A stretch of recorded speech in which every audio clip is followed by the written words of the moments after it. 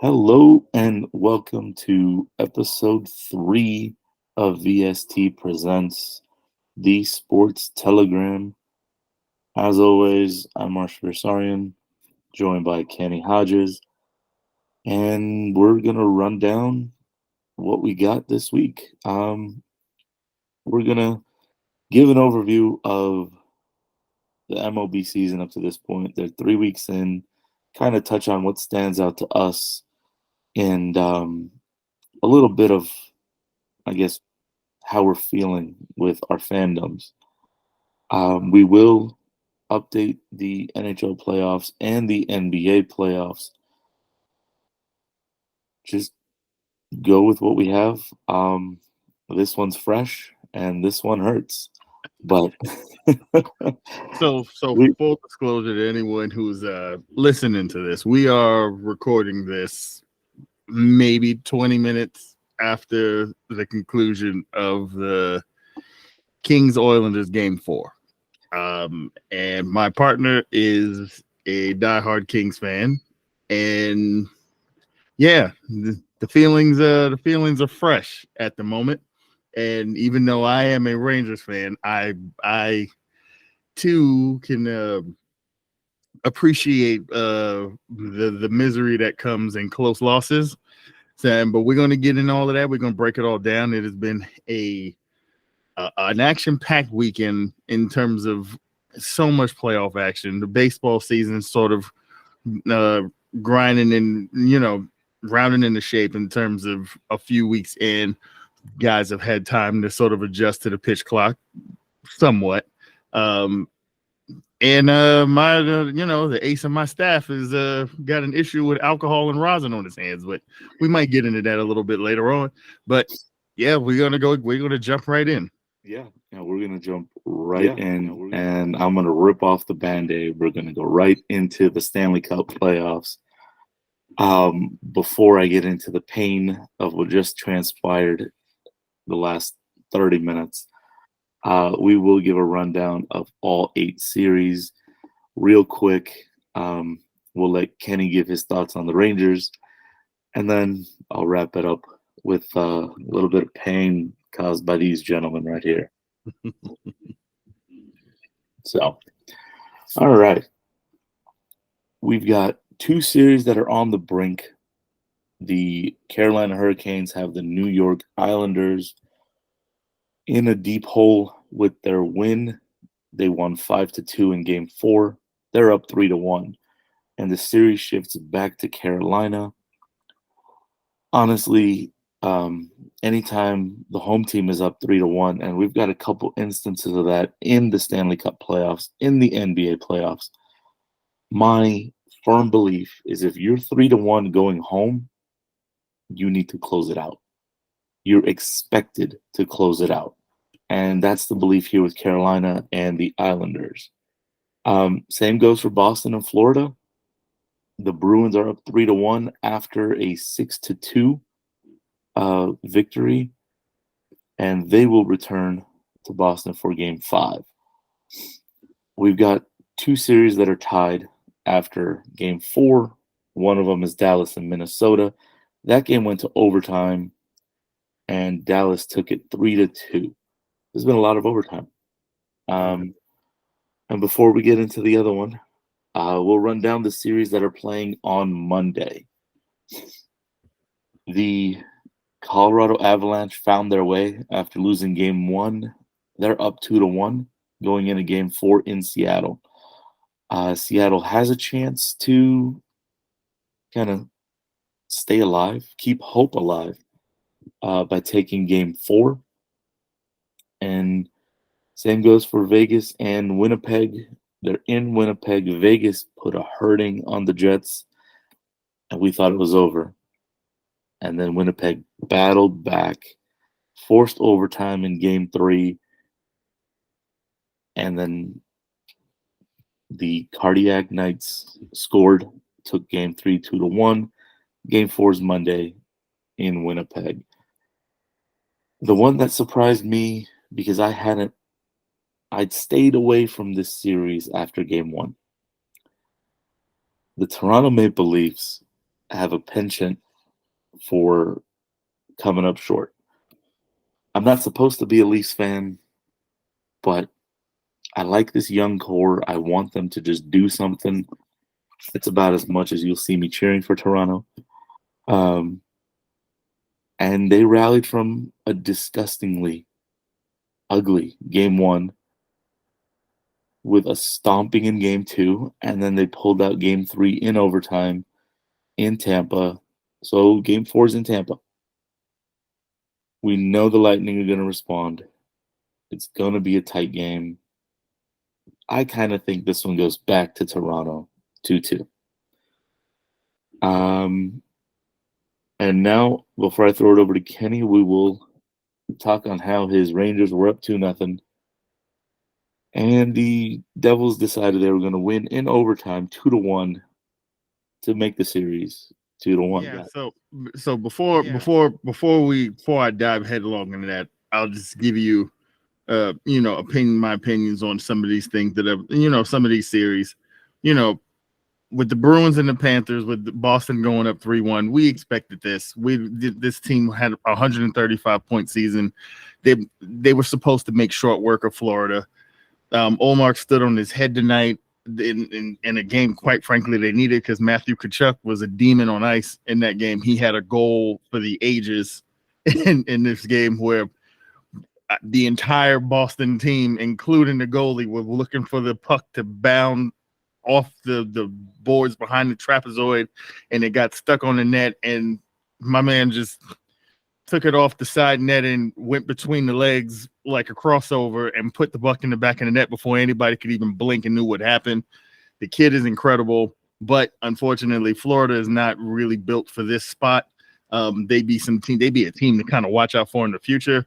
The issue that I have with that series is that Boston has played so sloppy in possession, and if they're going to see Tampa or Toronto in the next round, if they play the way they've played against Florida, they're going to find themselves in some big trouble. And just piggybacking off what you said with the Leafs and the Lightning, this has been a crazy series. How about Toronto putting a kid in the lineup who just 3 weeks ago was playing in the Frozen Four in the same building, and the kid actually looked like he belonged out there. They're going to have some decisions to make with their roster in a couple of games, because I don't know. I'd keep the kid playing. Carolina and the Carolina series, that thing is dead as a doorknob. The Islanders just not really a match for Carolina. And if you're an old school Rangers fan like me, yes, it pains you to even look at Rob Brendamore's face because of what he did to us in the 90s when he was a Flyer. But that team sort of has taken on his personality, and they are just a workman-like bunch. They'll punch you in the face. They throw pucks in front of the net. They bully their way in, and Islanders just don't have a way to stand up to it. And in the West, all I'll say about the West is all these series are playing out the way that the Western Conference played out down the stretch. We don't know who's winning what, because on any given night, a team gets the lead, another team comes back, a goalie stands on his head like Ottinger did tonight for Dallas and saved their bacon from going down 3-1.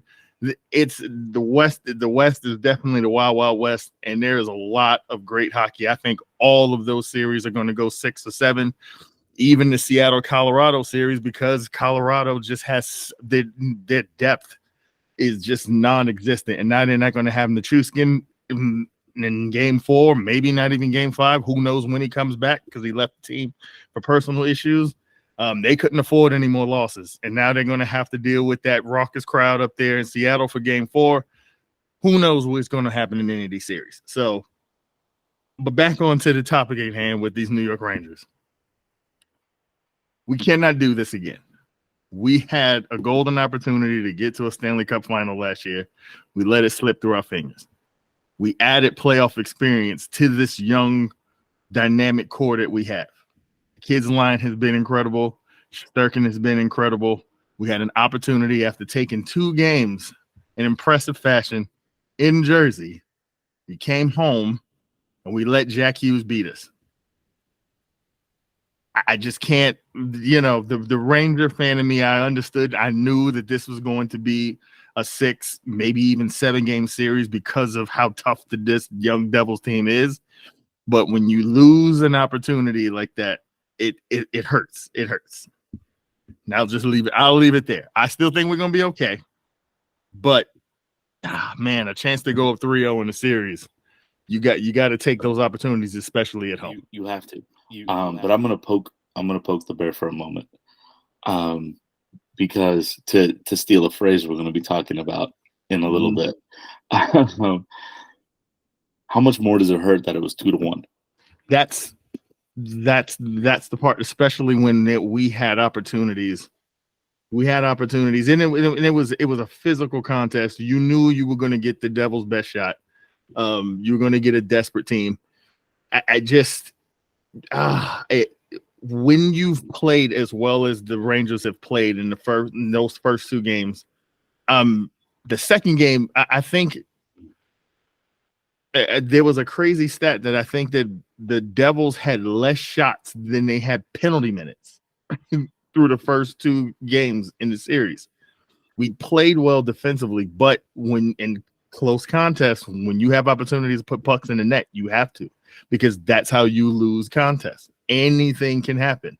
You can't waste an effort like Shesterkin gave you in this contest and you to not take advantage of it. So that part of it hurts, because you lose a game 2-1, and there were 3 or 4 opportunities where you missed a wide open net, a shot rings off the post. It's tough. It's tough. Yeah, and that missed opportunities. I'm gonna take that and just go right into this damn Kings game. Yep. It just, oh my God. So first and foremost, Kevin Fiala is healthy. Yeah, he's healthy, and that first period tonight, you saw what the Kings are when everybody is where they belong in the lineup. Kevin Fiala is such a special playmaker that when he's there, things just open up for him. It's insane to watch it. And on his first shift, he almost got an assist. I follow the back door. Mm-hmm. He was in on 2 of the Kings' first 3 goals. And just all over the ice the entire game. So thank goodness he's healthy. But, that momentum and that energy he brought in that first period, the Kings used it 3-0. Now, you don't expect Edmonton to roll over because they're down 3-0 after 1. Yeah. And they didn't. But this is where I just kind of like, man, so close. Yeah. They replaced Skinner with Campbell, kind of sending a message to the team. Skinner wasn't really good enough. None of the goals were weak, but no, it just, you got to do something, right? So you change the goalie. And within the first couple minutes of that second period, Jack Campbell stood on his head. Yeah. Foreshadowing. He pulled the tip. They pulled the Thibodeau. We'll get into that later. Yes, exactly. But yeah, he stood on his head, and if any of those goes in, it's 4-0, could be 5-0. Mm-hmm. Like, you're talking about, he stopped the bleeding in that second period long enough for Matt Roy to take a bad penalty. And then they got on the board. Yeah. And then now they got a little bit of life. They got on the board again. And then comes the penalty against Fiala, which, I mean, from the angle the referee was standing, okay, he's going to call it tripping. But I feel for the guy. Like, his stick was in the guy's feet. He didn't trip him. It just happened to be there. Mm-hmm. And he went shoulder to shoulder, knocked him down, got the penalty. And, of course, the best power play in the history of the NHL scored. I mean, yes, they were 35% or 33%. You expect them to score, 1 out of 3. Yeah. But no, I expect them to score every single time because that's how good they are, and they just so happen to not score 60% of the time. In the regular season, in the playoffs, they're over 50%. So Kings need to stop taking penalties. Seriously. Go into the intermission, it's 3-3. Come out, new game, and again, the Kings dominated most of the period. They get the goal, and again, there's Fiala involved in the play, and now you're up 4-3, and I'm like, okay, and I just gotta hold on for like 10 minutes, and we can go to Edmonton up 3-1. That would be amazing because now you don't have any pressure. You're in Edmonton. The pressure's on them. And you can play loose. But yeah. No, didn't happen. Okay. Yeah. So you knew what makes it such a tough situation is you understand it from a Kings perspective. You know you're going to take their best shot. It's a desperation time with as talented as this Kings team is. They're young, they're fast, they're skilled. I.e., go look at that Arvidsson goal in the second goal of the game, where my man hits a pirouette and I mean just leaves Skinner in the dust. You don't want to have to deal with that down 3-1 going back to your building where everyone's going to have lemon booty because you're down 3-1 and you got to get it done. You put yourself in a position to go home real quick against this Kings team if you've got to try to beat them 3 in a row. So you knew they were going to come out. You know the ice was going to be tilted. And Kaprizov did everything he could to try to stem the tide. In just, because oftentimes, how often do we watch a hockey game where we see that where a team is desperately clawing to get back in, goalie stands on his head, gives the team enough time to find just one more? Because honestly, even in the midst of that comeback, had they found a way to make it 4-2 or 4-1, that might have broke Edmonton's back a little bit. That might have kind of broken that momentum. But because they were able to chip away, and then when that I think it was Draisaitl had the third goal that made it 3-3 right at the end, right before the second intermission, you could almost see Edmonton coming off the ice with, all right, we're in it now. So I mean, it's tough. By no means does this mean that the Kings are done in this series. I think that when you look at how this game played out, I still think Edmonton's in big trouble here because, like you said, Fiala being back healthy just adds to this artillery, this young, they're scary. The Kings are the scariest. I don't want to play them. As a Ranger fan, as good as I think my team is, I wouldn't want to see this team right now because that first period was some of the scariest hockey we've seen out of any team in this playoff, in the playoffs in 2023. They were flying around at the beginning of this game. So maybe this was just a stemming of the tide for Edmonton because they could still go home and get beat. If I were them, I wouldn't rest on my laurels because the Kings are for real. The only thing that scared me in that comeback, well, a lot of things, but the big one that stands out to me looking back is early in the season, the Kings had a penchant for being bad in the second period. Yeah. Playing great in the first, being bad in the second, and then somehow just either barely holding on or collapsing in the third when it came down. And they cleaned it up after the Buffalo game, which coincided with Copley taking over the net. But still, it wasn't reminiscent of that, right? Because they were playing good. They just got stopped by Campbell. Campbell made some really big saves and kept Edmonton in just long enough. Mm-hmm.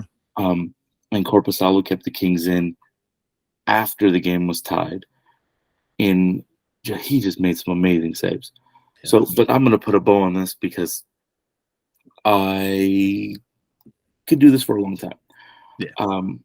Ultimately, as a Kings fan, I feel good going into Edmonton, knowing that there's Fiala, knowing that the Kings actually put together a pretty good game, and they still haven't put together their best 60.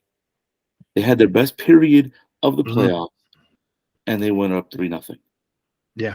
If they can do that for 50 minutes, you're never going to put it together for a full. I mean, you talk about putting it together for a full 60, but in reality, especially against a team like Edmonton, they're going to push back. Yeah. So if the Kings can play that first period for 45, 50 minutes of the game, then I really, really like their chances. And I think Edmonton can't do anything about it because they can't match up with that third line, which is what it is. The Kings put Fiala down there because he's a play driver. Yeah. And that doesn't mesh with Kopitar because Kopitar is the play driver. Yeah. It doesn't mesh with – well, he did fit on that second line, but you don't mess up that second line with Fiala, with Danault, Arvidsson, and more. You don't mess with that. So Fiala drops to the third. He drives the play. You put him with Velarde, who's a sniper, and Iafallo, who's a Mr. Do-It-All. He'll get in the corners. He'll recover pucks. And now the Kings have 3 legitimate scoring lines. Yeah. So Edmonton, watch out. The Kings are healthy. Good luck. And now we're going to slide into the NBA playoffs because there's, again, some 3-1s, a couple of close series, and as predicted, Philly swept Brooklyn. And we'll start right there. The series wasn't even close. It wasn't even close. Joel Embiid didn't do anything in one game, and they still won. That I don't have much more to say. Yeah, I will say this. I will give the Brooklyn Nets the credit they deserve. They played hard. Just at no point in any of those matchups, including game 4 without Embiid playing, did I, as I'm watching this games, did I ever feel like, oh, they're in trouble and they might drop one. Even with Brooklyn scratching and clawing and staying in the game, as soon as it looked like they would get ready to do something, Maxey would take over, Harden would take over, Embiid would take over, and you realize, oh, there's levels to this. Like, this team is just not – they're devoid of a real star. They can't beat this team. So it was positive to see Philly do what they should have done against a team you're better than and get them out of there quick. And we said it in our preview, congratulations to Brooklyn for staying in as long as they did. Yeah. After, KD. Hell, give them credit. A lot of people thought they were going to slide out, maybe out of the play-in. And they didn't fold. They came together. They fought hard. There's a core there now. Yeah. And if they put the right pieces, I kind of like Brooklyn, the next couple years. We'll go to Milwaukee and Miami, and as long as Giannis is unable to go, I don't think Milwaukee can hang with what this Miami team does. Like we said, they're dogs. 121 to 99. I'm like, if Giannis can't come back and be effective, Miami's going to take the series. See, but here's the problem now.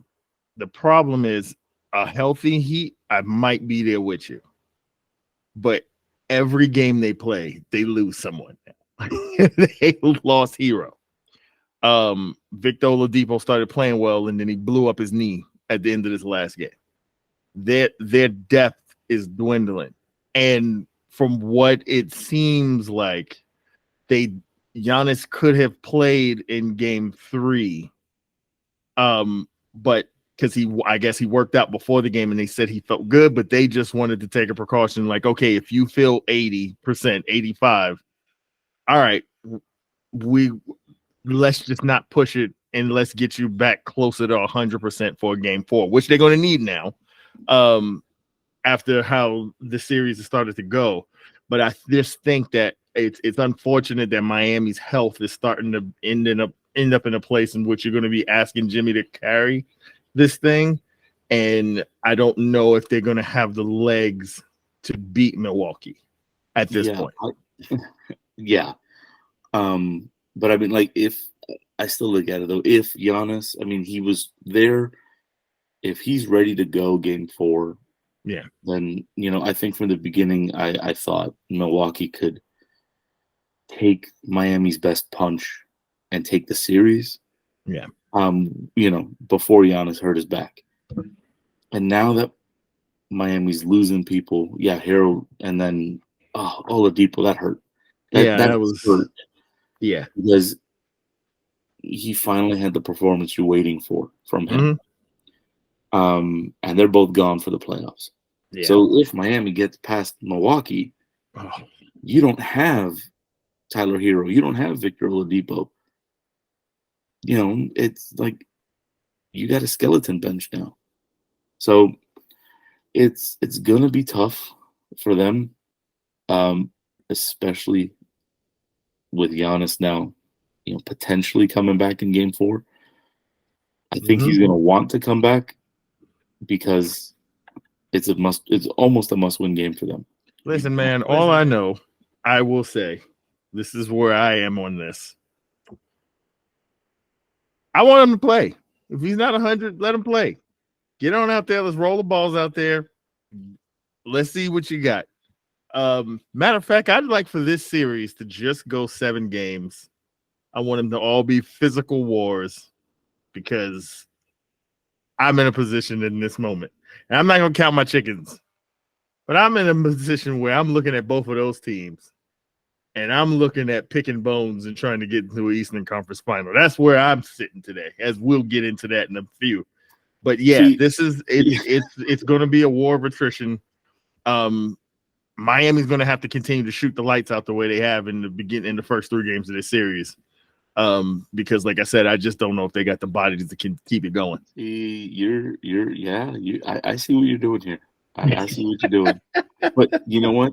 That leads me into something I'm gonna talk about in a moment. But after that, everyone's 3-1. That's the thing that kind of I'm looking at this. I'm like, was it supposed to be this easy for everyone else? Boston, yes. I'm not surprised it's 3-1. I believe the Celtics take it in 5. Yeah, they're too big for Atlanta. Yeah. And we talked about the mismatches. We talked about don't let Trey get hot. He had a great game 3 to make it 2-1. But Boston just came back and they're like, you're not gonna take 4. There's no way. And now it's a whole. I don't think Boston loses in the Garden. Simple as that. No. I think they take it. Denver and Minnesota. I got a clock for Minnie. They didn't fold. I thought they were done. They're not winning, but they forced overtime and won in overtime. Basically, giving their fans something to celebrate before Denver takes it in game 5. and let me tell you, had they lost this game, like I had texted you while we were watching. Had they lost this game, the conversations we would be having tomorrow, everyone would be having tomorrow about what this team gave up to get Rudy Gobert, for them to go out with a whimper in the first round would feel damn near cataclysmic in terms of just, boy, what did we do to this roster? Now you still have great pieces, like I said, where they're getting ready to go out. But I love what I saw from Anthony Edwards in this postseason. That's a piece to build around. Long term, I'm of the belief I think they should trade Cat and see what you can get for him because you gave up so much to get Rudy. Try to recruit some losses here, but Yeah, this thing's done. Don't This is essentially what we don't watched tempt me. tonight was when the Thanksgiving turkey, when you check it to make sure if it's all the way done yet, and it's like, this needs it needs a little more time. A little more time. Yeah, but this has gentlemen. This always had gentleman sweep written all over it. So like you said, good kudos to them to sending the fans home happy one good time. But this thing is done. And now to the other 3-1 that I think is over. Unfortunately, I didn't want it to be, even though I kind of revel in it a little bit, just because it's been a long time since I've seen the Lakers play past. You got Suns and Clippers. Suns up 3-1. I mean, no Kawhi, no PG. It's hard. You're asking Russ to carry the load. And look, I ate some crow after game 3 or 2 whenever we recorded the last one. I got more to eat. I'm going to keep eating because he went out 37, 6, and 4. He shot 17 of 29. And he was 3 of 6 from 3. Yeah. Like, just come on. I honestly did not know this Russ still existed. I mean, after a year and a half of what he was doing in LA, yes, he was not a fit for what the team needed. We've established that. But he didn't look interested in playing at all. And then he gets traded. We knew he was getting released, lit a fire under his belly, and he signed with a team that wanted him.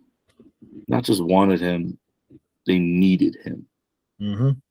And, hey, he kept that Clippers team in as long as he could. But no one else did anything. I mean, yeah, Norman Powell had 14, but he was 4 for 15 from the field.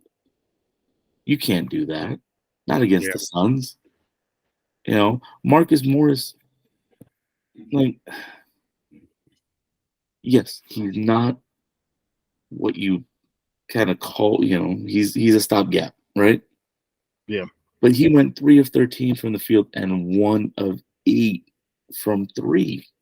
Like, no, I'm sorry. And they're going back to Phoenix. It's done. It's done. I mean, KD and CP3 and Booker, they're coming together now in the playoffs, figuring it out. I mean, maybe the Clippers steal one, but I think the Suns take it at home. That's what I think. So I wrote 2 things in my notes. Same old Clips. Missing bodies preventing us from ever getting to really know what the ceiling of this team could be, because that's been the story of this team since the genesis of Kawhi and PG playing together. Yes, they had that collapse in the bubble and that with that Nugget series. Yes, but since then, it has one or both have been constantly missing from the lineup. And if this team was put together and they constantly kept reshaping and remolding, there are guys who are there who are now gone. Kennard was there for a while. They've had pieces where they tried to mold a roster. Zubac turned out to be a really good find for them and bringing him in. But we've never gotten to see this team with those 2 guys at the helm, fully healthy, fully loaded roster, attack the Western Conference. We've never gotten to see it. And it's, as a basketball fan, it's a point of frustration because all I've been told is by Crazy Arms Ballmer over there, who I'm sick of seeing him courtside. The man needs Ritalin or something. We're constantly being told, oh, look, now we're building an arena. No, this is our city now. Where? All I've seen since and this is me. I'm a Knicks fan. I am an objective basketball fan. I try not to have skin in the game, but all my family is Laker fans, so you know what side, if you want to be safe where you land. But objectively, I had even started a blog where I was anticipating being able to write about the Battle of LA and these two teams scratching and clawing, but it's never come to fruition. It just never has, and I'm starting to believe it never will.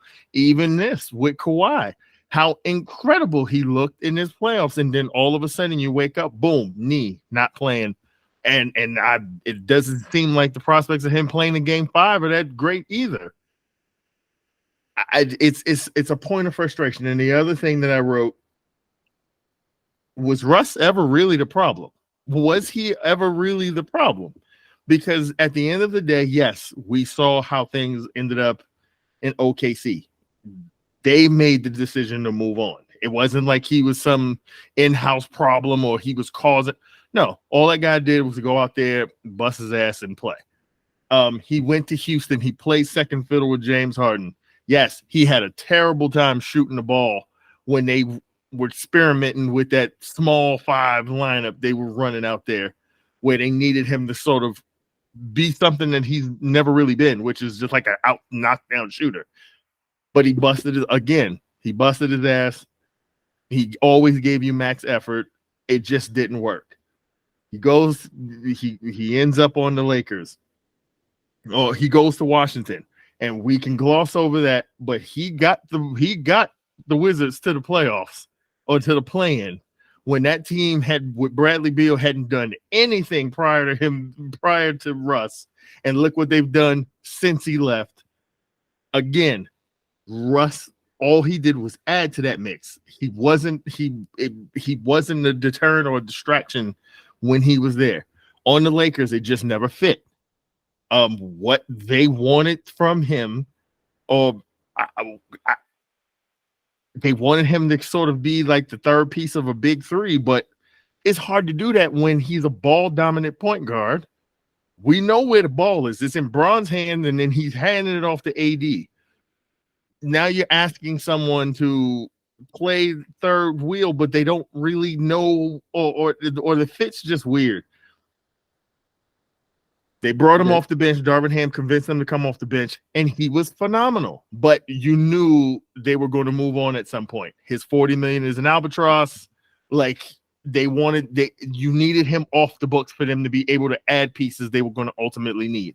And now you watch what he's doing with the Clippers, and you're like, they already this thing. We're only even talking about this still being a series because of how he has played and tried to carry them. So you're right. We all got to eat row on Russ. He ain't the problem.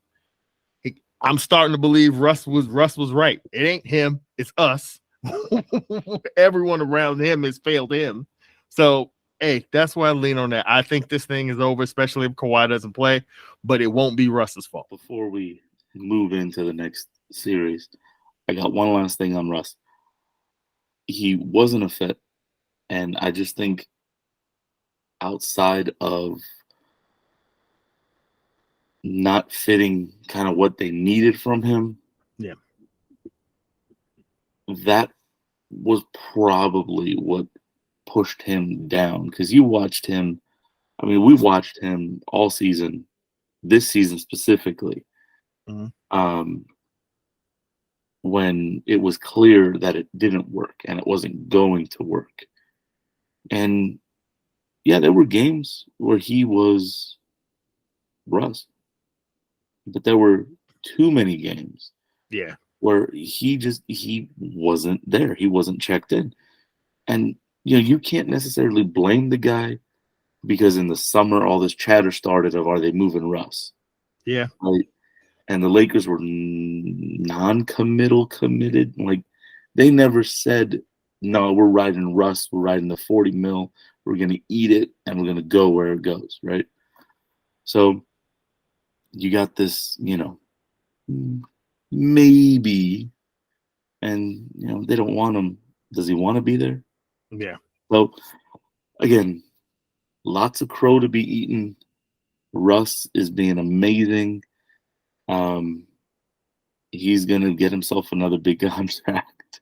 Yeah, because Probably that's from the Clippers. question. One of the positives for him out of this is Russ has absolutely proven his worth in the right situation.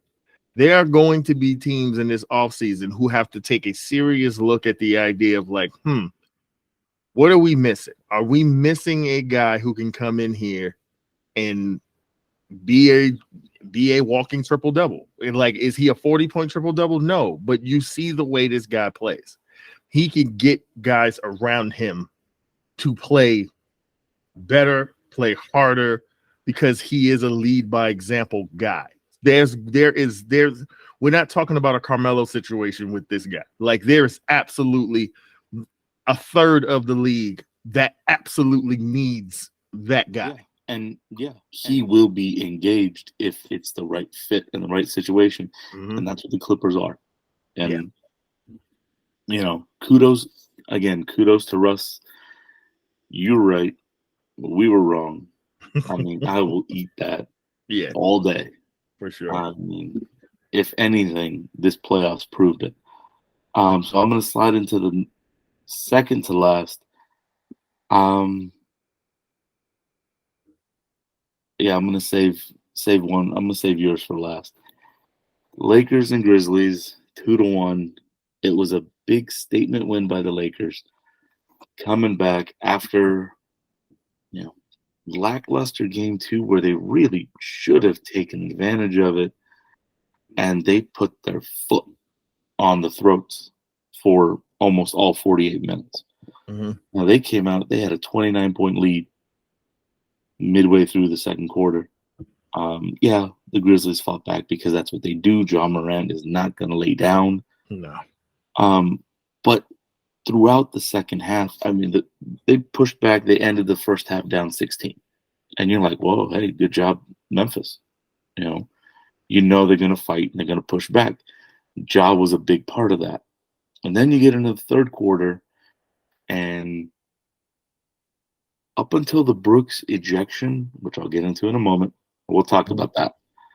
The Lakers didn't really let Memphis get much closer. There was a lot of trading baskets, and the Lakers would have traded baskets for the next 24 minutes. Because you got a 16-point lead, I'll trade baskets with you all night. I don't need stops if I'm making buckets because you can't stop me. Yeah. So I'll let Ja come and drop 50, which he almost did, because I know you can't stop me. But not only did they do that, they started getting stops, and they kept pushing the lead back into the 20s. And it never felt like Memphis was going to really rally. Ja was keeping him in it, but it never really felt like they were going to rally. And kind of the emotional blow to them was Dillon Brooks punching LeBron in the groin.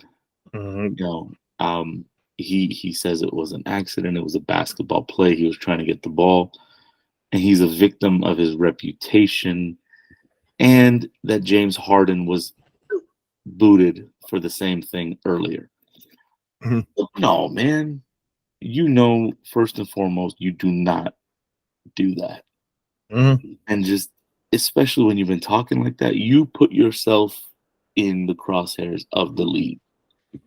And the refs are going to be told to watch you.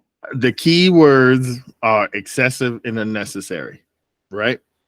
Excessive and unnecessary. And when I look at Dillon Brooks, and when I look at Draymond Green, beyond just their play, everything about these men lately has been excessive and unnecessary. And if you are going to comport yourself that way, even if, let's just say for the sake of argument, he tripped, fell, and his hand just happened to go into that area, they were still going to throw your dumb ass out because you've been running around here acting like you are like a menace to society. You're running around here with this attitude of like, I poke bears and all this nonsense. No, You didn't poke. You're not poking bears. You're covering yourself in honey. Is what you're doing. Because at the end of the day, like I don't know if you saw, but did you see that when they showed that little conversation between him and LeBron before the game? That was LeBron saying, "I'm not addressing anything in the media, but I'm going to walk up to you before the game and I'm telling you, I'm busting your ass today." It's essentially what he did. And LeBron was even saying, "I don't need to drop 40 on you. No. You're not worth me dropping 40 on you, but I'm going to show you how I play ball and how I'm still the guy." And that's because what he did. At the end of the day, you standing there, you look like an idiot in a press conference talking about, "I don't respect nobody until they give me 40. How about 26 a game, shooting 60% from the floor, damn near averaging a triple double while you're guarding me?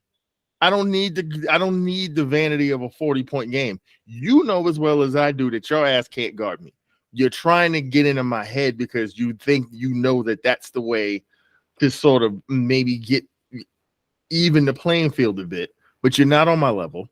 You can't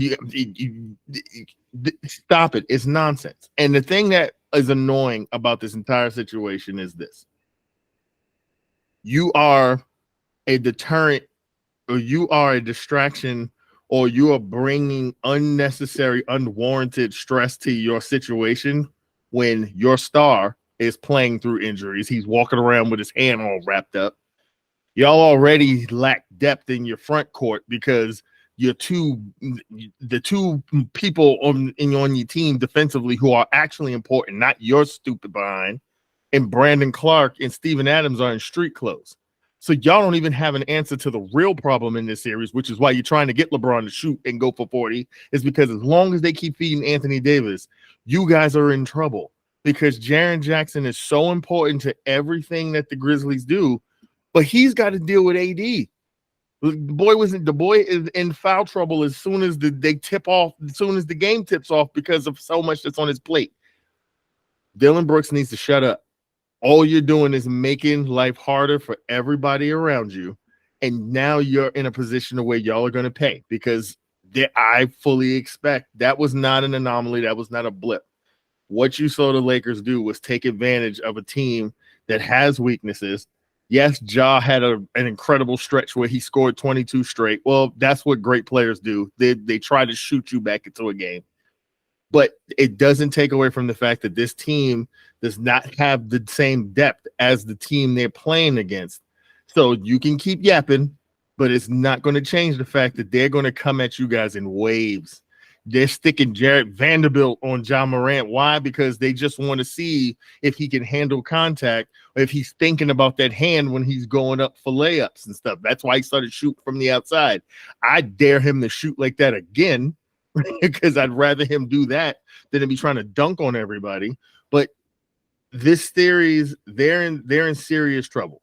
And Dillon Brooks can try to talk his way into giving them a chance, but I think the Grizzlies are in big trouble here. Yeah, and I mean, you look at the depth, and again, Rui Hachimura has been doing it. As that person that they were daring. Oh, we're not going to let LeBron and AD beat us. Rui's got to beat us. Well, newsflash, Rui's getting it done. And not just that he's getting it done, but he is taking an aggressive tack because it's not just like he's shooting from the outside. No. He's putting it on the deck and he's going right at these guys. He's taking what they give him. And they're giving him threes. He's taking threes. If they want to come to close out, he's running it and jamming it in their mouth. Yeah. He is special and he is earning himself that next contract. Yeah. But game 4 is going to be big. I think the Lakers are going to take it. I mean, just Memphis is going to want to come back. Dillon Brooks is going to, have a chip on his shoulder. He was giving the interview like, "Oh, well, they're out to get me." Well, if you can do something and they can contain AD, then okay. But that's an if.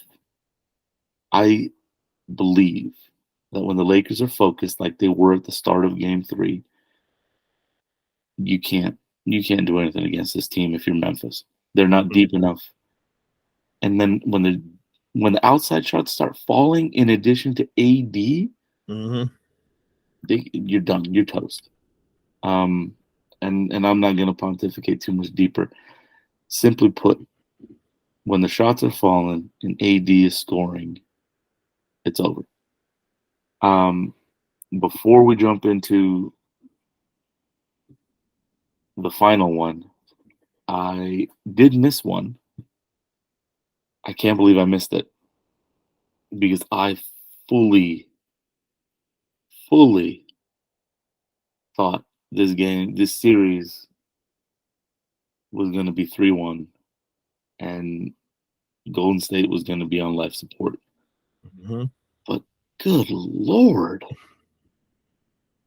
Just you can't count them out. Number one, they're the defending champions. Number two, as long as they have Steph, you can't count them out. And he shot them to victory 2 games in a row. Just simple as that. And this is a series that is probably going to go 7. And like you were saying, you want Miami and Milwaukee to go 6 and 7 and beat each other up. I want these two to beat each other up. Yeah. I want this to go 7. So that way the Lakers can have a couple extra days. Yeah. And feast. I mean, if it's Sacramento, this Lakers team as constructed will give them hell. Yeah. If it's the Warriors, can you imagine Vanderbilt guarding Steph? Because that's what's going to happen. They're going to put the Vandalorian on Steph Curry if it's Golden State. And okay. This series is so much fun because Doris Burke said it best down the stretch of the game, which was funny because at the time that she said it, it looked like Warriors have put this one away. And this damn team, this young team that don't know any better than to die, still almost stole this one and shocked everybody and almost grabbed the 3-1 lead. Because Doris Burke said one team looks like they've been there, done that. The other team looks like this is their first time here. And that's sort of kind of been the way that the 2 games in Golden State played out. Obviously, these are the world champs. They're the defending world champs. You know, even if they lose, it will not be a situation where, oh man, Golden State was they just didn't know what to do. No, they know what to do. It's just a matter of, are shots going to fall? Are guys going to stay out of foul trouble? Can you find a way to contain De'Aaron Fox and not let him go crazy? You know, they know what the path is to victory. The key is, are you still young enough and spry enough to play with this Kings team that flies around and has a guy like Harrison Barnes who knows you guys inside and out. Mike Brown knows you guys inside and out because he was on that damn staff for 6 years, as Steve Kerr walked up to him when they were mic'd up and said, hey, we changed all our plays. You don't know nothing we're doing. And he's like, shut up. I know everything. Y'all go do it. But it was still amazing with all of that being said to see them. I literally was about to go back to hockey. I was watching that game. I'm like, I'm going back to Dallas, Minnesota. I think that was the game I was watching. And something told me, go back. And somehow, even though it was like a 5 or 6 point lead with like 30 seconds to go, I turned back as De'Aaron Fox is crossing half court with 6 seconds to go, down 1, with a chance to steal this game. And he's gonna be thinking about that one for the next 2 days, because if you've got Steph Curry on you, and you got to attack the basket, because I'm looking at that and saying, oh, this game ends on the free throw line, because I'm going downhill right at Curry and I'm forcing him to either make an incredible defensive play or I'm going to get fouled. But what did he do? He dribbled the ball off his leg. Now he's scrambling. Now Draymond comes for the double. He still found a way to get it to Harrison Barnes, who missed the open 3. But that's one of those things that and what Doris Burke had just said popped into my head. That's a team that hasn't been here before. That's knuckle up time when the chips are on the table. If you haven't been in that situation, that's when you dribble the ball off your leg. Maybe this makes them better later on, but for now, That's the difference if you're splitting hairs between a really close competitive series. These are the champs. They've been here, done this 1,000 times, and you guys are trying to figure it out because this is your first run in the playoffs. Regardless, though, the Kings are for real. They've already proven through 4 games they're for real. They've still got a real good shot to win this series. Yeah, they do. And it's going to be fun to watch. And that was nerves. I think when they're back in Sacramento, it's going to be having their crowd behind them is going to give them a different level of energy. It makes me really want this to go 7 outside of my selfish reasons. And one that's most likely not going 7. The final series that we haven't talked about. New York Knickerbockers and the Cleveland Cavaliers. Before I kick it to you, I watched this game, and I watched a lot of basketball this weekend, but this was one from earlier, and I was just, and I text you, I was like, Josh Hart was playing out of his mind as the third option. Third. And then I saw them cut to Randall on the bench. And I forgot that they took him out. Yep. And I'm like, they just won this game going away. And Randall wasn't playing. And I forgot they took him out. I didn't even notice it. Like, they were just amazing. And I'll let you run on with that. So let me start right here. Before I say anything, we're back. That's right, baby. We're back. It's time for annoying New York fans. We are back. Stand up. We all over the place. We out here in LA. We litter in the streets. We are back. Did you hear how the Garden was rocking? They showing John Starks, Othello Harrington hanging out with Jeff Van Gundy, Latrell Sprewell sitting in the front row next to Spike Lee. We got Ben Stiller in the building. We got Tracy Morgan. That place from game 3 to game 4, even on TV, you could barely hear the announcers. You could barely hear Mike Breen go bang whenever we would hit a shot because the place exploded. We are back, and basketball is better when you love to hate the New York Knicks, because that's what it is.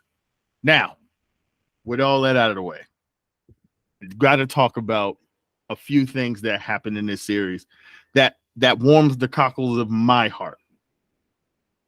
No pun intended. This is the first season that this roster that they constructed feels like a Tom Thibodeau team. If you are familiar with Tom Thibodeau teams going back to the Bulls, they are tough, they are rugged, they'll switch everything on defense, they're going to make your life miserable, they're going to take your star player out of it and force your second and third options to beat you. And it's worked to a T. I was afraid coming into this series because we were playing the boogeyman. We were playing the guy that we could have traded for. We could have had him for RJ Barrett and a couple of conditional picks. But the Knicks held steady and said, no, RJ's our guy. We're not doing it. We're not going to get fleeced by Utah.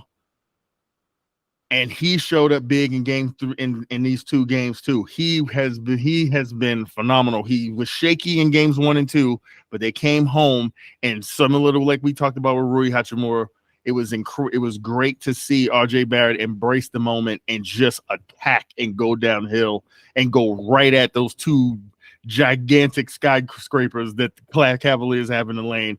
We didn't care. Now, Josh Hart. This was a guy, when they made the move, I was as excited as Jalen Brunson was, because that's Jalen Brunson's best friend. They go back to those Villanova teams. And if you know about this combination, Jalen Brunson and Josh Hart, go back to when Villanova was winning national championships. These 2 gentlemen were the core of those teams. The team that knocked off North Carolina in the national championship, the team that won 2 national championships, these 2 men were the backcourt. Josh Hart is the best offensive rebounding guard in the league, and he's shown it in this series because the way this man can get you second and third possessions, the way he guards up, the way he just missed the right on time, is exactly what this team is needed. Every time Cleveland looked like they were going to creep back, Josh Hart would do something else that just like it was incredible. And the last thing I'll say is shout out to Tom Thibodeau, because even though I live in LA, I got the Odyssey app, I got ESPN radio, I still listen to my New York radio stations back home. The conversation all year long has been Julius Randle is Tom Thibodeau's guy, and his leash has been long all season at different times where, yes, Julius Randle is going to make all NBA, and he's been incredible his time in with the Knicks. But there were points this season where he cost them games, shooting them out of games, just continuing to jack up shots when that's not what they needed him to do. Bad body language, not giving effort on the defensive end, and Tom Thibodeau never took him out. He would just ride with his guy. This was the first time that Thibodeau said, no, not today, player. We got an opportunity to go up 3-1. You are stinking up the joint. And the guy who is essentially playing in your place, two gentlemen, because you got to give Isaiah Hartenstein his credit too, because that dude came off the bench when Mitchell Robinson went to the bench, and there was no drop off in the paint defensively for the Knicks. Julius Randle wasn't playing well. He had to go sit his ass down that last 6 minutes of the game so we can finish this thing out and get it done. I understand that he is an integral part. If we're going to win anything, Julius Randle has to be part of it. But when you're playing poorly, you got to go sit down. And it's up to a coach to be able to look at a star player and say, yeah, I know how much we're paying you. Yeah, I know how many points per game you get. But your body language is bad, and you are not into this game. You need to come over here and sit next to me and let these guys who are playing well finish out. Obi Toppin was playing incredible in this game. Mitchell Robinson was all over the place on the boards. We know what Jalen Brunson does. Mavericks, too bad, so sad. You should have kept him. You didn't. Now we got him. It was a complete team effort. And honestly, it was addition by subtraction today that they took Julius out and they allowed Josh Hart and Jalen Brunson to kind of put that game away. So kudos to Coach Tibbs. Now we're up 3-1. Hopefully we can get it done in 5 so we can rest and kind of sit back and watch how the mayhem unfolds. But as a Knicks fan, orange and blue skies, as Stephen A. Smith said, we in the driver's seat. And that's all you can ask for. I mean, in the playoffs, is you want to be in control. You want to control the series. And 2 points. Donovan Mitchell had 2 points in the second half of that game. That's insane the way they locked him up. And I mean, again, that backcourt, they just fed off the chemistry and they got it done. And I know every time I look at that package that went for Anthony Davis, and I look at some of these players now, I'm just like, we got the chip, we got the ring, but why do we have to lose this guy? Yeah. And there's a couple of them, but I don't regret it. I do not, especially looking at what they're doing now. Anyways, we will roll into the last one we're going to talk about. We're going to recap baseball just a little bit. We're 3 weeks into the season, and there's a couple storylines. The first one I'm going to touch on is 3 weeks in, only 2 divisions have more than a 1-game difference between number 1 and heck, even number 3. Is when you look at it in the AL East, Tampa Bay is, I'm gonna go deeper on that, but they're 4.5 up, right? Central's a 1 game. The West, Texas is up 2.5. NL East, it doesn't bother you too much, Kenny. You're only half a game back. The Mets behind the Braves. In the Central, Milwaukee's only a half game back at Pittsburgh. What a story. And the NL West, Dodgers and Diamondbacks are tied, and San Diego's half a game back. So, tight divisions right now. No one's really, separating outside of a little bit in in the East and West and the AL, and even that's not too bad in the West. The East, that's where we're going to jump into, because the first thing I really, really want to talk about is Tampa Bay.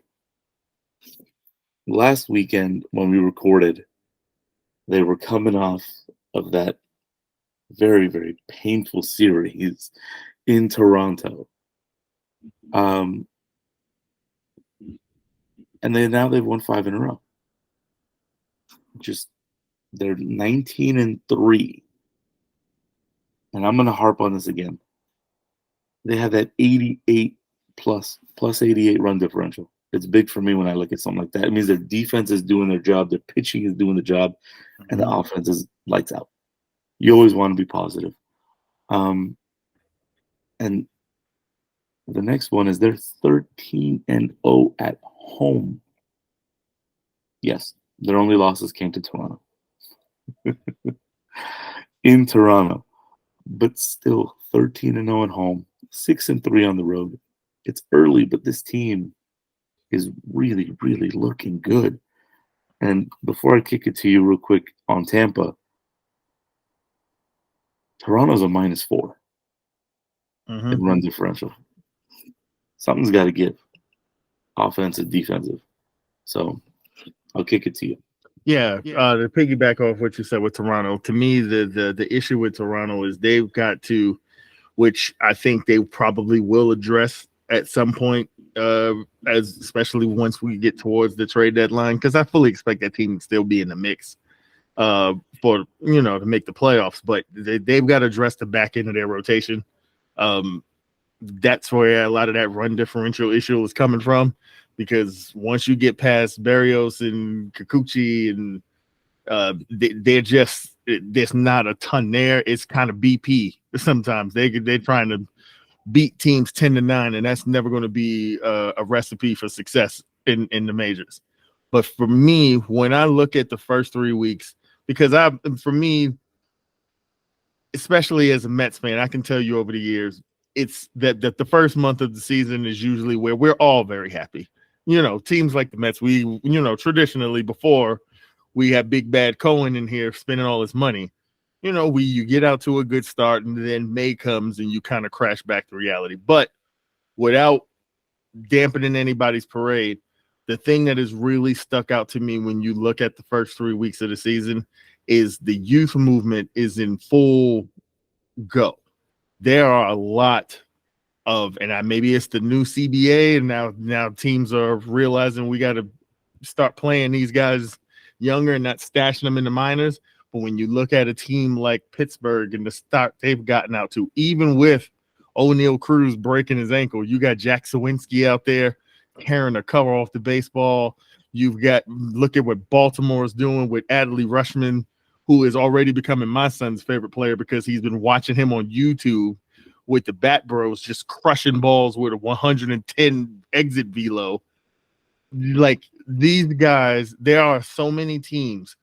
Arizona being carried by Corbin Carroll, who's been in the big leagues for 2 shakes of a minute and already looks like he belongs here.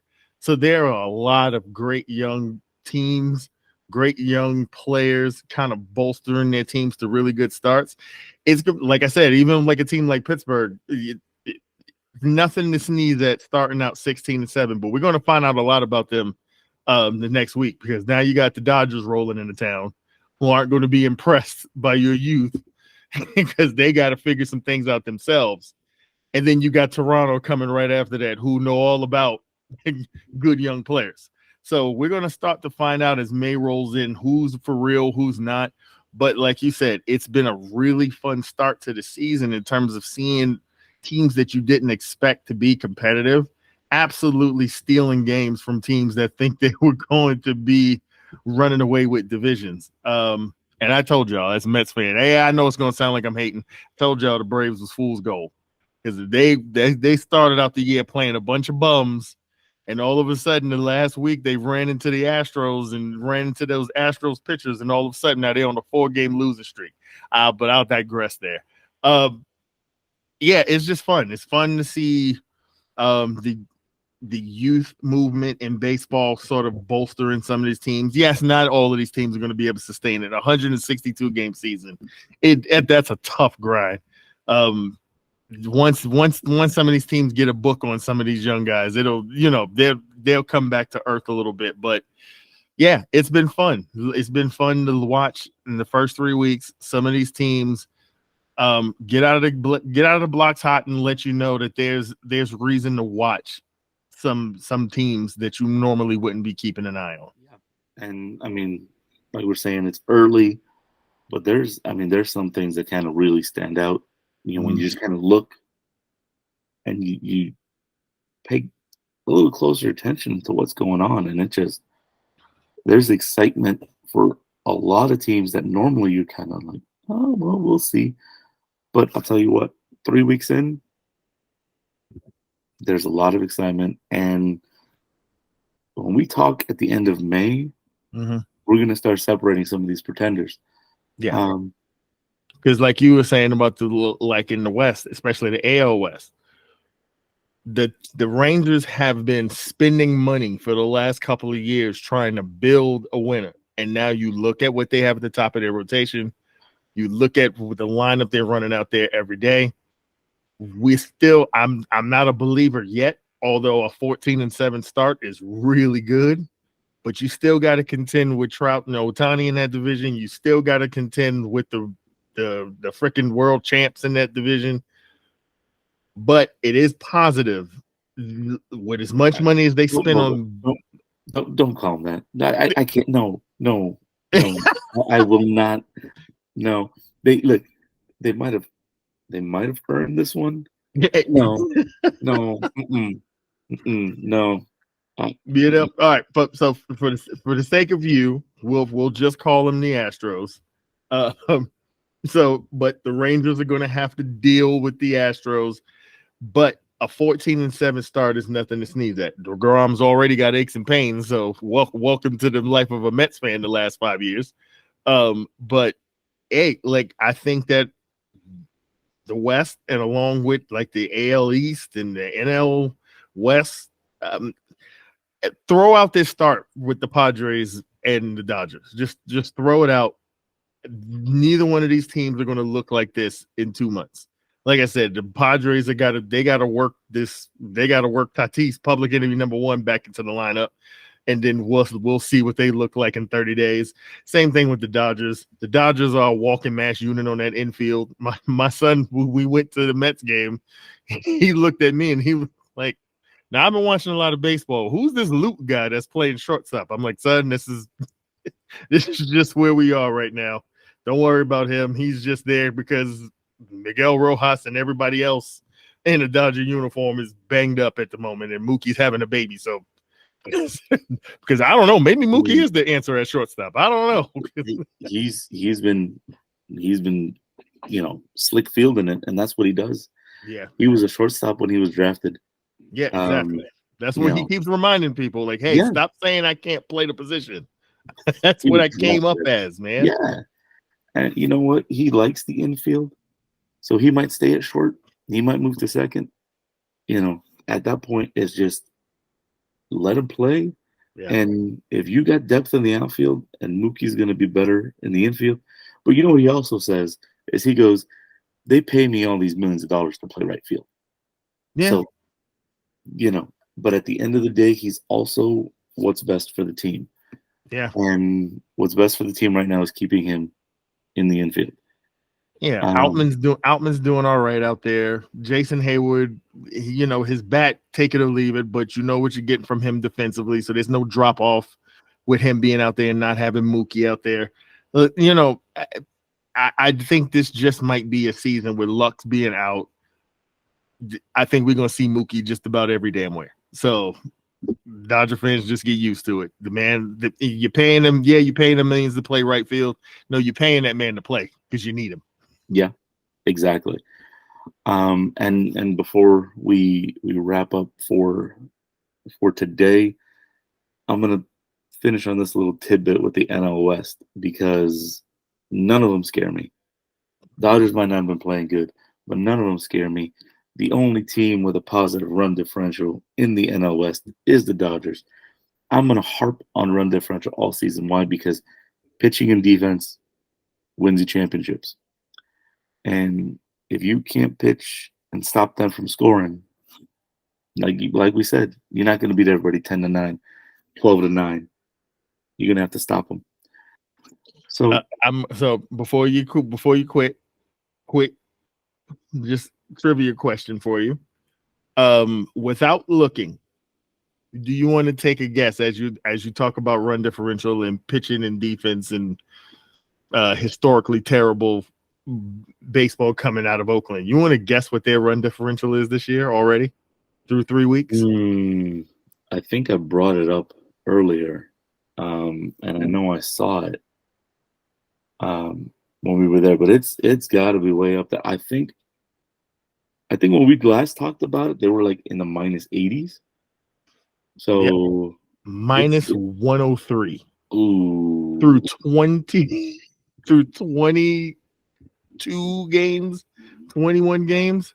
Yeah. Now we didn't talk about it because we're running out of time. Yeah. But with this team moving to Vegas, that's a whole nother thing to unpack. Yeah. That's something we'll get to because there's a lot of things to talk about around that. Yeah, there's a lot going on there, and they're not going to put any money into a team in Oakland. It. Yeah. So, if you're an A's fan watching this, I'm sorry. But hey, there's going to be some fun. Hey, listen, plan a Vegas trip around a 3-game series on a weekend. Listen, you'll forget all about that toilet bowl and the possum nest living in the away team's radio booth. You'll forget all about that. Once you go to Vegas and have a nice weekend and watch them win 2 out of 3, you'll be fine. Yeah, exactly.